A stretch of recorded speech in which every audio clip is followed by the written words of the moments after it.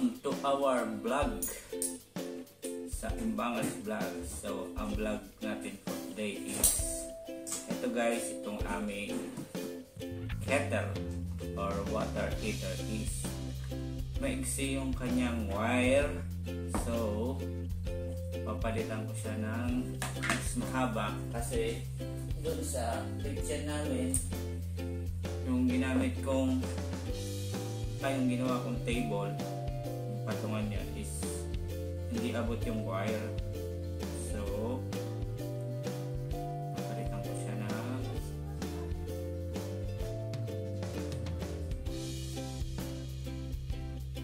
papalitan natin siya na mas mahabang wire. Meron ako ditong extra wire. Ito yung sa computer. So, ito yung papalit natin. Since water heater siya, so mas makapal na wire yung aking papalit. So, mas mahaba yung abot.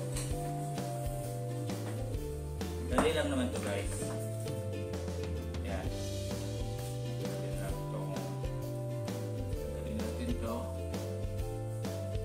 So, tanggalin lang natin to cover na sa ilalim.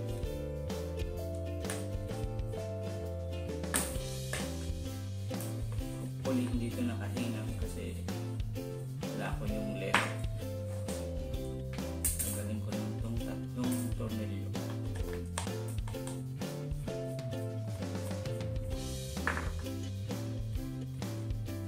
Buwag pa.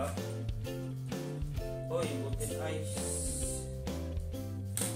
Hindi siya nakahinang pero meron siyang terminal logs.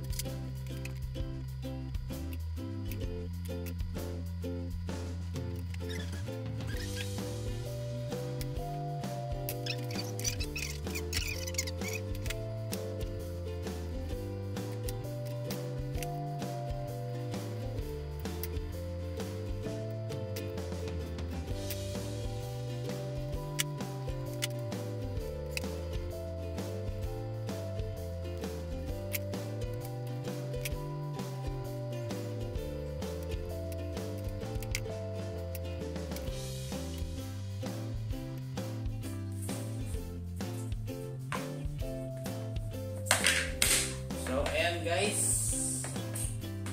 lapit na natin yung wire at nalock ko na yung kanyang pinaka-base heater.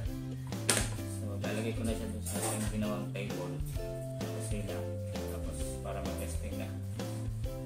So, ayan guys, nailagay ko na siya dito sa aming dito sa ginawang table sa may kitchen. So, ito na yun.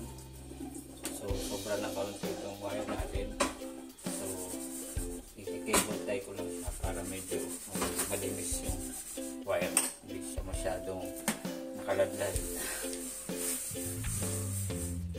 para malinis lang yung wiring, hindi siya masyadong kaladba.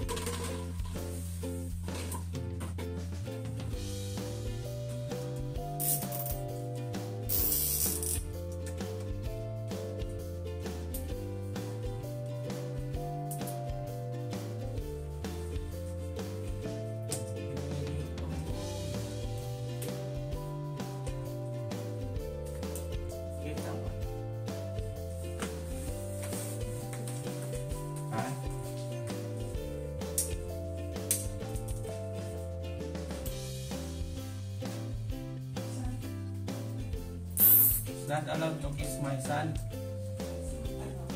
Why? Really?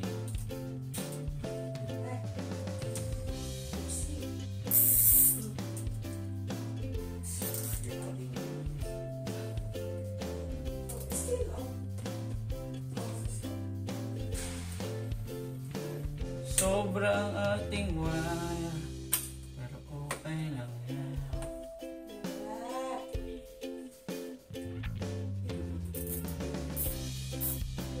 Eh, dapat ng flash mo. It's there. Take it out. What is this? You should put. You're just that one. Yeah guys, medyo malinis na yung wire. Cut lang natin ito mga sobra.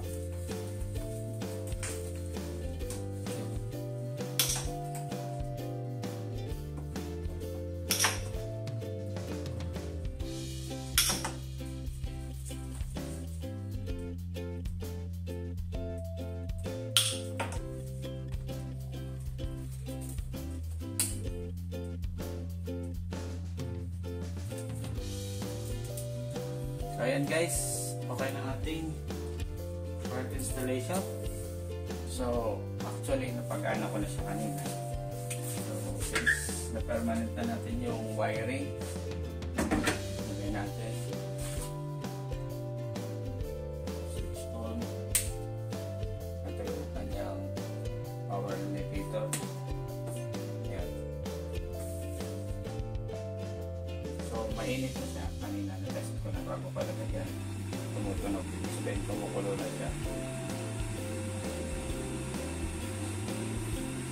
So ayan guys. Thank you for watching. And see you on the next vlog. Successful ang ating